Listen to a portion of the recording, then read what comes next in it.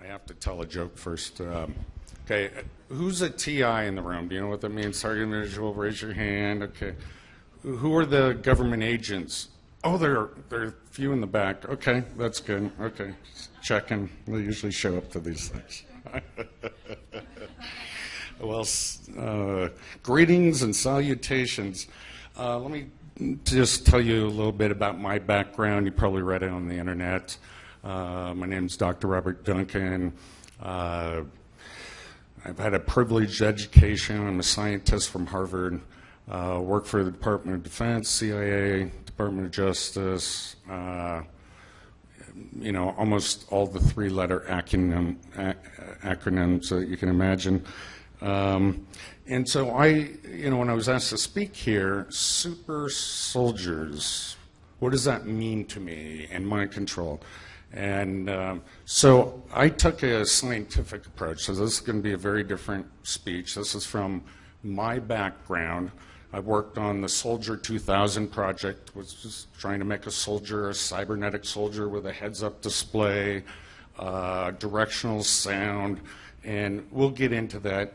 But I don't like the word mind control because there's so many connotations to it. So I use the word cybernetics. And many of you people probably have read my book, Project Soulcatcher, Secrets of Cyber and Cybernetic Warfare Revealed. But it's about mind control and the technologies, the tactics, the psychology behind it and why they're doing it and what they hope to achieve. And in fact, at the end of this, when I'm done with my speaking, I'm going to ask the audience a question. First one to raise their hand that has the answer gets a free copy of my book, signed copy. So I got into, I guess you'll call it mind control or cybernetics. A long time ago, I worked on EEG control of robots, and EEG stands for electroencephalographic control of robots. So reading the electric brain waves, and how do you make a robot move left or right, forward and back, by just deciphering the brain. And the field of cybernetics came around the same time the CIA was initiated in 1947 by Dr. Wiener, I believe, and he coined the term, and it means governments, control of biological objects and machines, but he makes no distinction between the two. So cybernetics is really about melding the two, sort of transhumanism, if you will. We just happen to be made of organic molecules, but it easily could be silicon, could be any type of metal. And that started my investigation. I've interviewed probably over, by now, 900 experiencers or TIs, and I've been able, with a few other scientists, to categorize all the different effects that they are trying to find, how to control human beings, how to control their behavior. So it's really behavior modification. And this is how it relates to super soldiers. A soldier is, you want them to be really sociopathic. You don't want them to have remorse. So how do you change the mind, create a personality that they won't have post-traumatic stress disorder after killing on command? That's a super soldier in my mind. And you got to use mind control for that. So that's kind of where I took this presentation, but I really wanted to put a positive spin on the whole thing, that even though we've heard a lot of bad stories about people who've been experimented on without their permission, it's important to also recognize the contribution that they've made for the future in humankind against their will. But there are a lot of good technologies that are going to come from this, and I want to share some of those. So first I'll get into the bad side, the military, the defense, and yes, we need security, and there are bad people in the world, but bad and good is relative. So I love this quote. I can't remember who it's by. I think author someone will know in the audience. Any sufficiently advanced technology appears like magic to a lesser advanced civilization.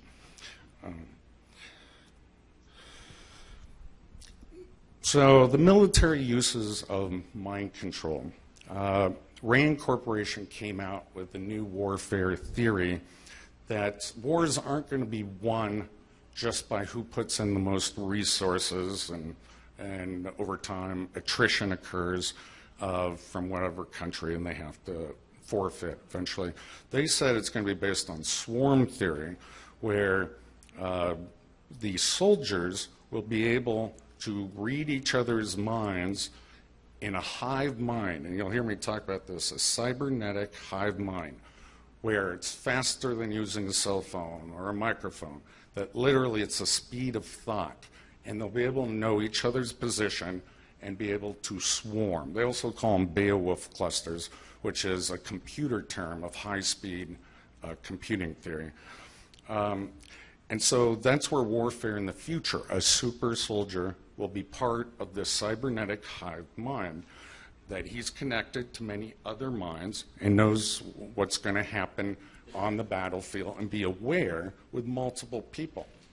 It's pretty impressive and sounds very futuristic, but that is what they're experimenting on now. And along those same lines, they'll have distributed knowledge management. I love that movie, The Matrix, which demonstrates sort of this capability that if you don't know how to fly a helicopter, all of a sudden that information will be piped into your head and you'll be able to know. And so the information is distributed amongst many people, but they're still working for one objective. There are other uses that have been demonstrated through all my interviews, faster reaction times. The Air Force, for example, was using EEG signals to control a cockpit, and they were hoping to get just a tenth of a second, or even less than that, advantage. And now that can be body reaction times, that can be in the cockpit, that can be shooting a gun, recognizing an enemy, but that is a huge advantage. There's a famous trick. You can try it on each other if you want. You ask someone to hold their fingers apart and grab the dollar bill as you drop it through their fingers. They can't do it. The circuitry in the human body is too slow. It takes 0.19 seconds for the brain to recognize visually it's being dropped, and to the point that the motor cortex says close the fingers, so they can never grab it. Well, we're hoping to get a better advantage. And you can imagine why fast reaction times would be good for hand-to-hand combat and things like that. Personality simulations, I sort of mentioned that already, and that's certain jobs require a certain persona. You can't be caring and feel in war. You just can't be. So you can run different personality simulations on the human being. In the CIA documentation calls it the 7 dwarves. So we have 3 cones in our eyes that give rise to the colors of the rainbow, but we only have 3 receptors. Well, it turns out that our temperament, our personality, has 7 levers, and it gives rise to all the differentiations that we have as people, but just mixtures of them. So you can create new personalities in other people if you can stimulate those parts of the brain. And other uses of mind control, demoralizing the enemy soldiers. So this happened, or it's hypothesized that this happened in Iraq in Desert Storm, because so many of the soldiers surrendered, that if you can cause pain, suffering, demoralize them, which so many TIs have experienced, if you can do that to the enemy soldier, wow, you've won the war before it even started. Now let's see, transporter technology, and this is going to sound a little science fiction-y to people, but eventually this is going to happen.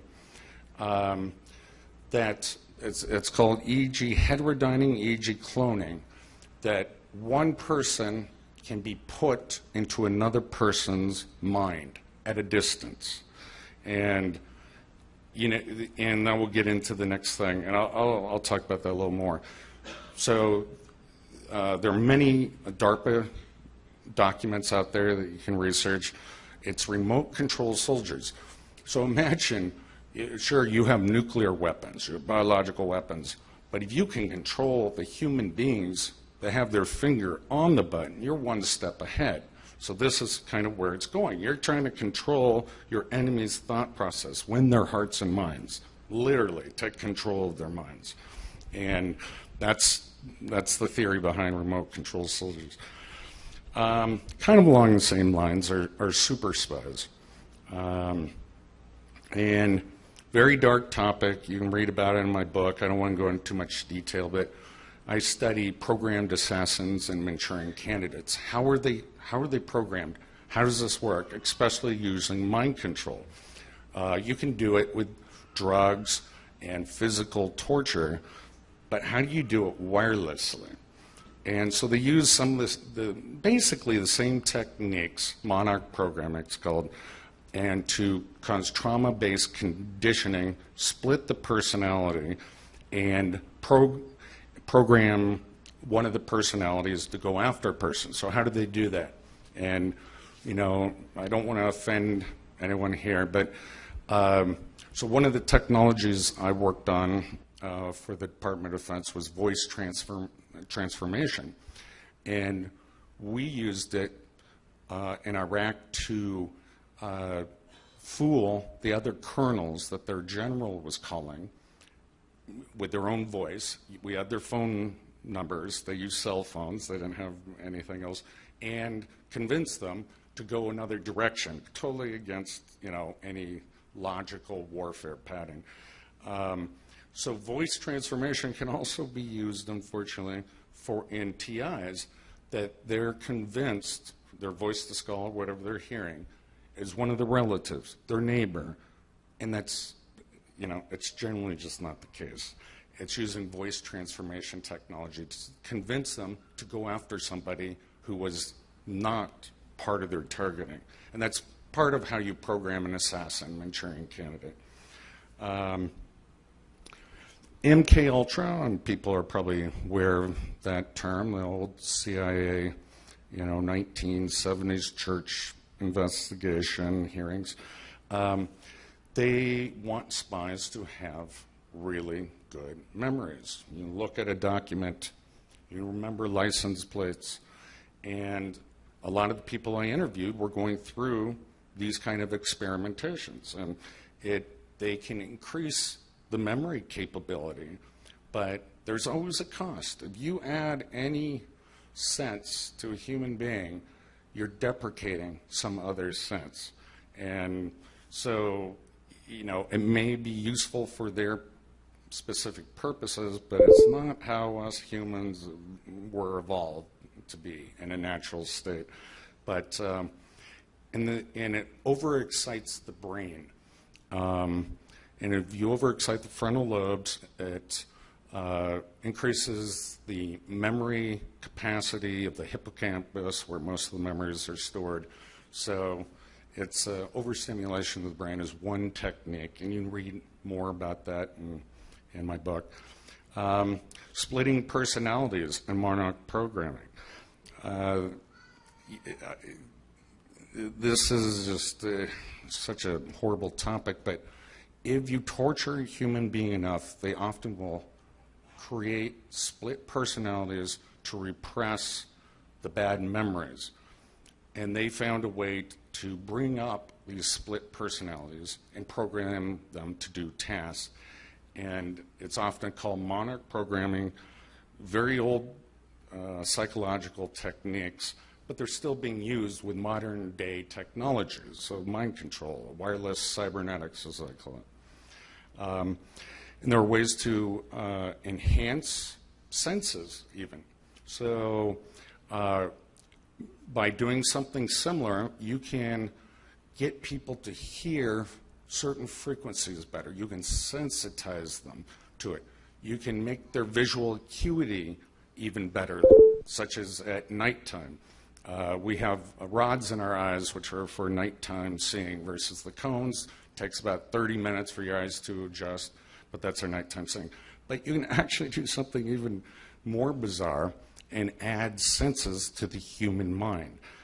So the Navy, for example, uses a tactile sensor on the tongue, sort of like Braille, but it's grayscale, and they give a diver a sonar imaging camera. They let the diver see the terrain and the subs and everything like that, and they're getting an image on their tongue. So they blind the diver, and the diver can see with sonar through this device, and the same parts of the brain light up as if it were his normal vision. So you can actually add senses to the human brain. We're self-organizing biological computers. Very impressive stuff that's going on. Brain bugs. No, you won't believe me if I told you, but there is a way through EEG cloning and it takes time, and it's not 100% accurate, but to see image, a lot of people call it remote viewing or remote influence, but to see through other people's eyes. But now this is all technology-based. I don't know anything other than that. And you can also cause espionage. You can cause them to have slight body movements. So one way, for example, of an interview I had, the cloner tried to kill him while he was driving by jerking his arms and trying to get him to crash. And that cloning actually happens to the other side of it to some extent. It's not 100%. You can't totally puppet somebody else if they don't want to. It's a type of hypnosis in a way. So super spies. What else? Passing and failing polygraphs. There were several TIs that told me stories how they were trained using this voice to skull, their handlers and so, to pass polygraphs. So imagine if the CIA always wants to do this. They want a program killer, assassin, who is ever caught, knows nothing about it, and can pass the polygraphs. And this is unfortunately just part of the dark side of our government. Every government has it. So it's not just CIA, KGB did it too, the Chinese, and everybody else. But that's a useful skill, and because the body's electrical systems can be manipulated, you can also force the person, let's say you're a TI, to fail a polygraph if they wanted you to as well. And then, I know a lot of people have talked about this, but there's remote interrogation and no-touch torture, and they're practicing this. Most people have done nothing wrong, but they need to improve their techniques. And so they get around the laws a little bit. We didn't touch them. There are no laws that say we can't harm this human being. We didn't do anything to them. So they call that no-touch torture, and it's just, legalese, because right now it's not recognized that these technologies exist, at least amongst the majority of people.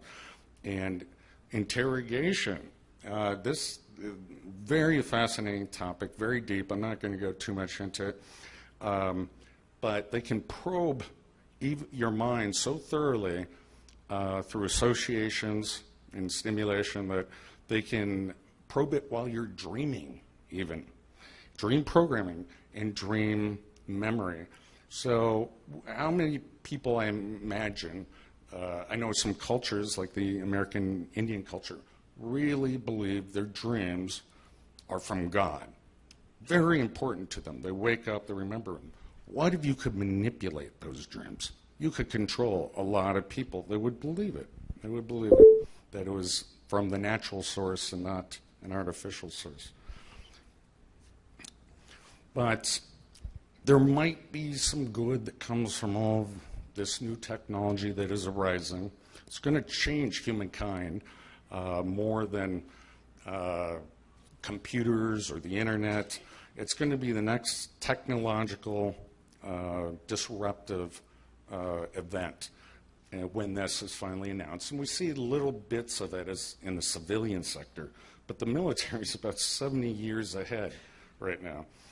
So eventually, let me bring up a movie. Anyone see Minority Report with Tom Cruise? Yeah. So they sort of automated justice by preventing crimes of passion. And if you can read that someone is going to steal a candy bar, a child, well, you can give them a little jolt, behavior correction or alternative. Or you can record all 7 billion brains of the planet and just rewind it and say, yeah, they committed the crime. Look, we have it here as proof. Now, is that good? You know, the ethics and morals, that's a huge debate. Do we really want to go there as a species? You know, obviously no privacy, no freedom of speech, nothing. But that is where we're headed. And so there are some correctional alternatives. I met a guy at TI, was in Washington State. He could not leave his apartment for 3 months because every time he stepped outside of his apartment, he was brought to his knees with this incredible pain. So he was in a little GPS location, trapped, you know, home arrest. He didn't know what he did wrong. And then eventually it reversed every time he went into his apartment. So he had to keep moving. And a lot of TIs get that. They have to keep moving because, you know, the signal follows them wherever they are. The Russians' research says the reprogramming of criminals. How do you reprogram them? Or should they be reprogrammed? But, you know, it can be done with this technology. Now what is free will? You have to start questioning that. What is free will? All of Western civilization, from crime and punishment to religions, relies on this concept of free will, but what if it's a mistaken concept? What if it doesn't really exist? We are biological computers and can be manipulated. And voice of God. So there are voice of God weapons, and you can see how that would be useful in war. You wouldn't have to fight. You just have to, you know, get on the microphone, pipe it into everyone's brain, V2K, as they call it. There are a bunch of technologies, by the way, that can send sound internally. But this is all lay down your arms. You know, people will believe that. People will believe that. But there are some trade-offs now. You know, all technology can be used for good or evil. So we can actually improve ourselves. The evolution was a very slow tinkerer, created us, you know, and fit for our environment, but there's always room for improvement. So given some of these technologies, you can do something in computer science, which people do to their CPU. It's called overclocking the common fundamentals, and in this case, human algorithms. So you can think faster. For example, you can react faster. And that's part of the experimentation that's going on right now in the public to see what are the drawbacks, what are the benefits. I talked about extra senses and cyborg text. So I worked on a project at Dartmouth and borrowed NASA's heads-up display, and it was ubiquitous computing.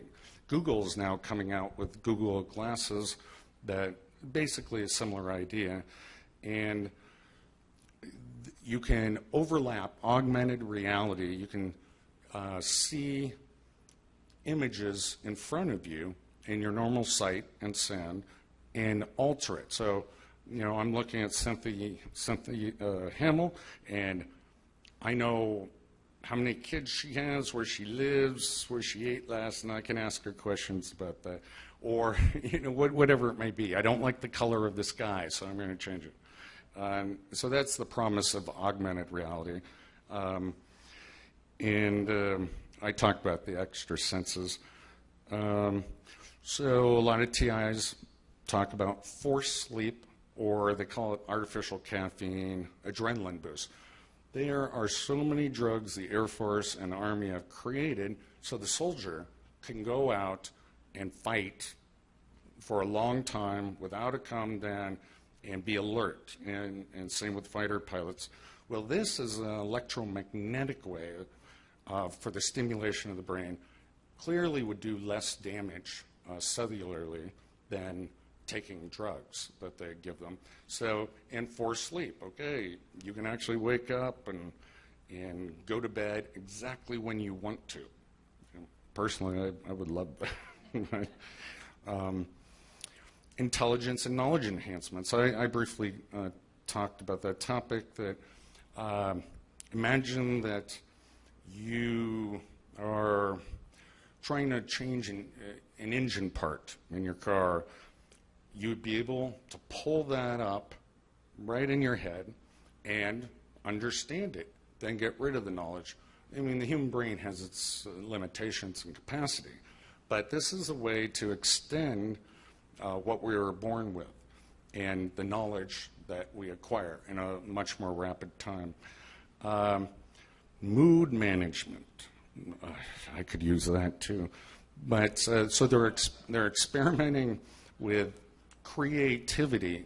So they usually say that theta wave, so it's delta, theta, alpha, beta, dominant brain waves, that the theta allows for the most creative mindset. Well, most people don't know how to put themselves into a trance and reach that state. This can be done artificially. Concentration, that's the alpha wave. That's what we want when we're working. It's about 10 hertz. And then relaxation. So mood management is a big application of these new technologies, mind control, that the military is working on. I mean, first comes, the Department of Defense, then comes the civilian research or applications, the industries. And that was the main reason that I wrote the book that I did, Project Soul Catcher, and I've done 10 years of research into this, is I was kind of tricked as a scientist working for them. I thought I was working for good. I thought I was creating something that would protect people and that had large applications in industry. I didn't know how it was going to be used on the populations, and for that I'm sorry. It was my naivety. But it's, I don't know. Sorry.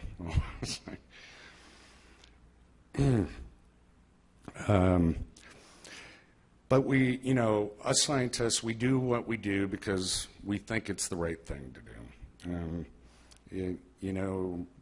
We don't know what our superiors are going to use any of the technology for. All right, let's talk about cybernetic hive mind and brainstorming.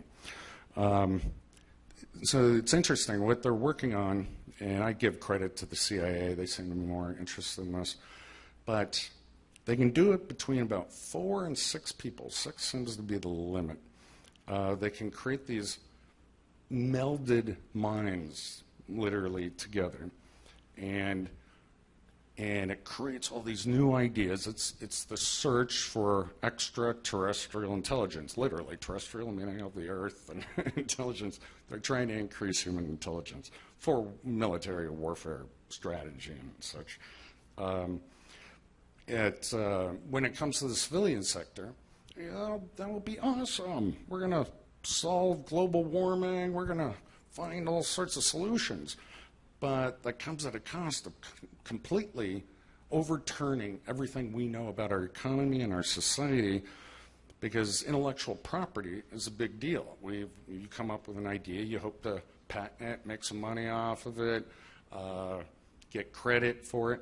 But in these kind of minds, these hive minds, no one knows where the idea actually originated. It's all the same. So, and plus you can pipe it into someone else's mind. So patent laws are going to be turned on their heads in about 30 years. All of society will be when this technology is fully revealed and released to the general public. And then way into the future, about 100 years, I'll say 50 to 100 years, but only the rich will be able to get it, as silicon immortality.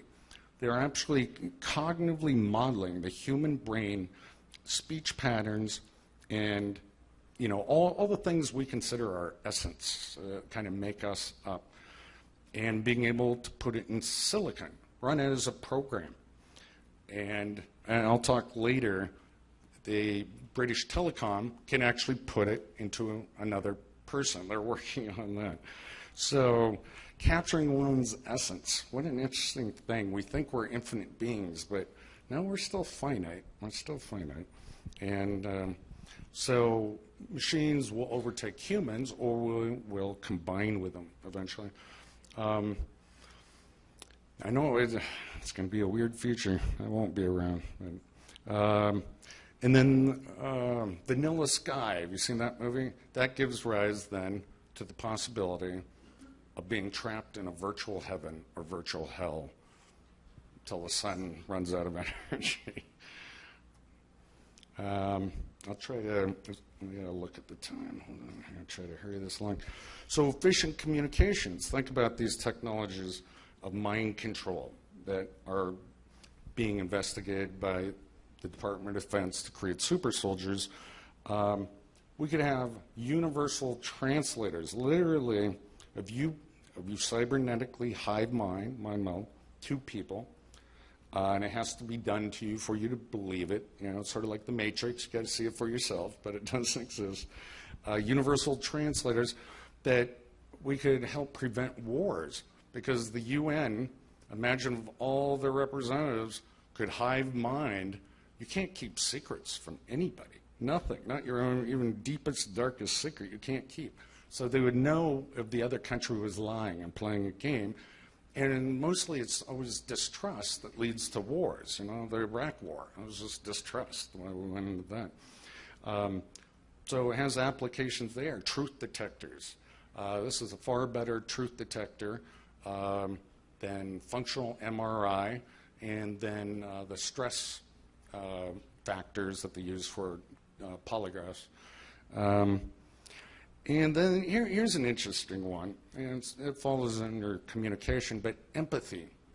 It's one of the best human emotions we have, love and empathy. And if you can feel someone else's pain, know what they're thinking, share that, imagine how closer you'd be to your loved ones. And it goes further than that. Medical applications, I may talk about that later, but you can, let's say you're a doctor, and someone comes in with chest pains, and you can clone with them, feel their pain, think, hear their mind, and you feel that, oh, I've recognized this pain in the stomach before. That's just gas. That's not a heart attack, or whatever it may be. But there are medical applications for empathy. I'll tell you a funny one that this one TI said that they were torturing him, and one of the tortures he would go through was that of menstruation cramps. They tortured a man with menstruation cramps. So he's very sympathetic now. And there's another field that's coming out, and they call it neuromarketing. Right now they use functional MRIs to see what you'll purchase, what stimulates you. We're in a casino. They know us pretty well. There's human animals, and we react. They got a lot of my money last night, by the way. But the field is called neuromarketing.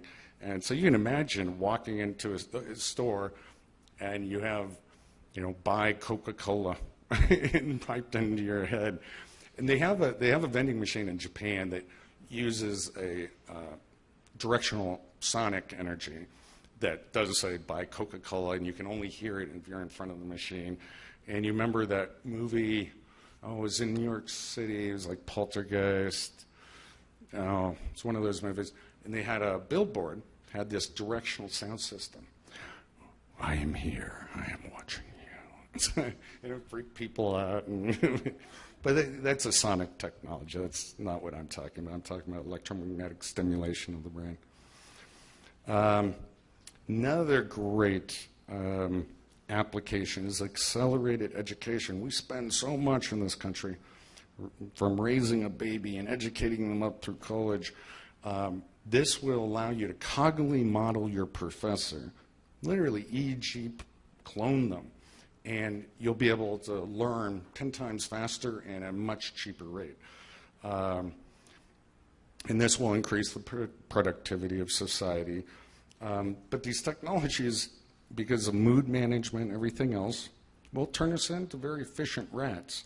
We can optimize the motivations for the workforce, which could be a good thing or could be a bad thing. I don't know. I'm not trying to judge. But you want to be happy at work. A happy worker is more productive. And so using these surveillance technologies and deciphering the brain, you can measure happiness and misery indexes.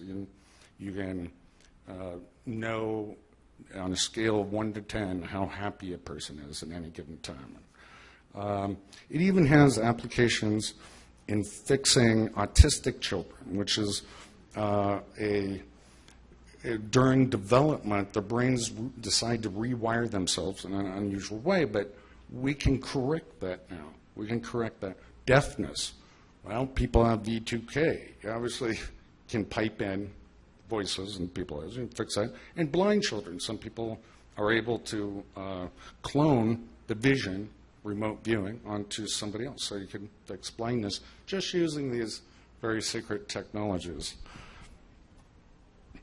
And then we get to the dark side again, political control.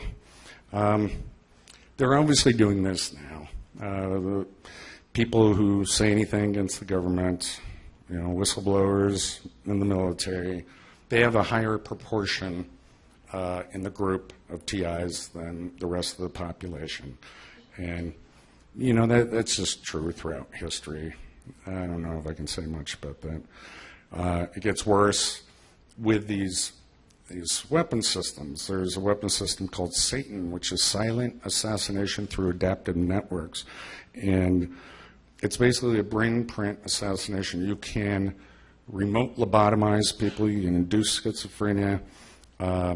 You can make them kill themselves through depression, run a red light. I mean, the trickery is amazing. And again, if you want more details on that, you could read my book. Governments always want to find the outlying thinkers. I think everyone in the room is an outlying thinker, I'll be honest with you. And I call it the sheeple effect. They want everyone to march in line, think the same, buy the same things. And it makes governing people easier. It's not good for the human race. You need diversity of thought for innovation and diversity of genetics. That's why evolution did it. It's important for cataclysmic evolutionary events. And controlling mass media and politicians. The Russians had a theory back in the 70s, and this colonel said we were having a psychotronic war between Russia and the United States, and they were both beaming each other with microwaves over the population. And it was supposed to subdue the population, as if we were the aggressor, is what they said. But the Russians had a theory of they could control 10,000 people in the United States. They could control the outcome and direction of the entire country. And I'm sure that's probably true. And so if you can control people's emotions and associations, having a binary system, Democrats and Republicans, really isn't democracy, but it makes us feel like, we have one-ply toilet paper versus two, we have choice. But it's a way to divert true democracy and choice if your emotions are being manipulated so subtly that you wouldn't even know it. You can control religions. I already talked about the voice of God weapon. This is your God. Lay down your arms. And because of the spying capabilities of this technology, you can acquire blackmail on politicians. You can control financial markets. The list goes on. Let me check the time here. 6:40. Okay. Diagnostics and monitoring is an application. Because the electrical systems of the body can be read, from the activity of the brain through the nervous system, even the heart is an electrical system. And so, again, the U.S. always points the finger at the Russians. They're developing a remote control heart attack weapon. Well, now that actually exists. You can change the heart's functioning, just like you can of the brain, the rhythms that will cause arrhythmias, and if you have a weakened heart, can cause heart failure. I don't know if that's what happened to Dr. Fred Bell after he did the Jesse Ventura show, but it might be possible. And I'll try to get through this quickly. I know I'm running a little late here. Accelerated healing has been talked about with Dr. Becker, the body electric. I'm going to skip through some of this. Oh, post-traumatic stress disorder. So I talked to a couple soldiers. They became TIs. They had post-traumatic stress disorder, and they said that their experimentation was to make them laugh all the time. They heard a laugh track in their head, and they said that they got relief from that. So maybe they're experimenting with trying to relieve post-traumatic stress disorder.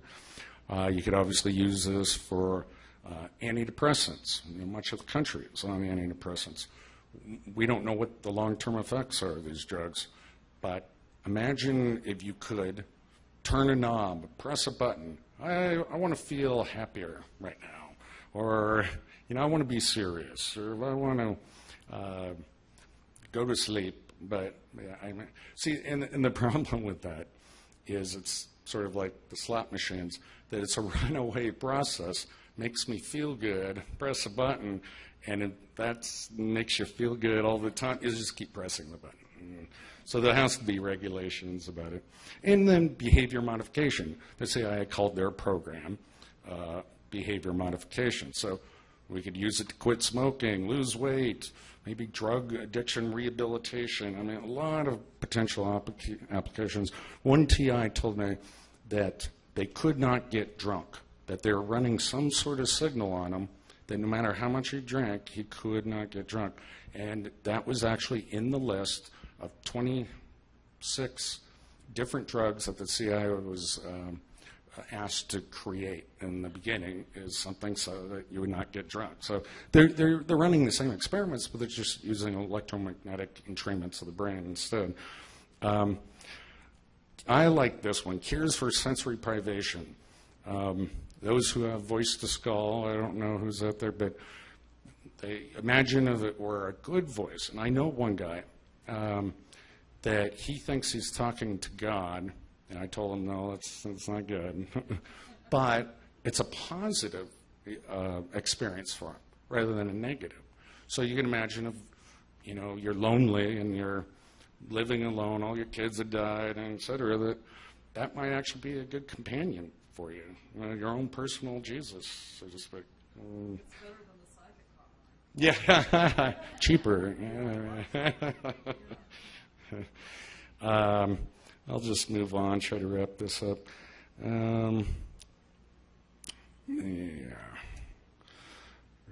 Entertainment. Oh, this will be fun.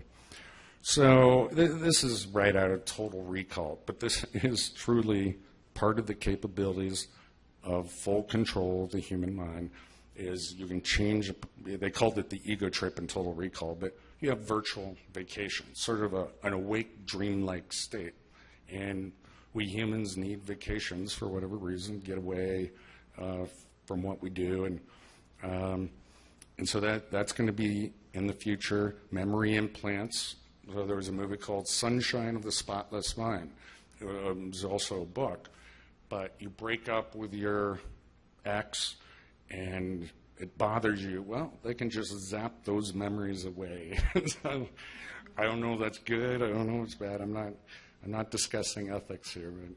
But, and virtual and safe sex. That's kind of a depressing topic, but I've interviewed. No. Let me finish.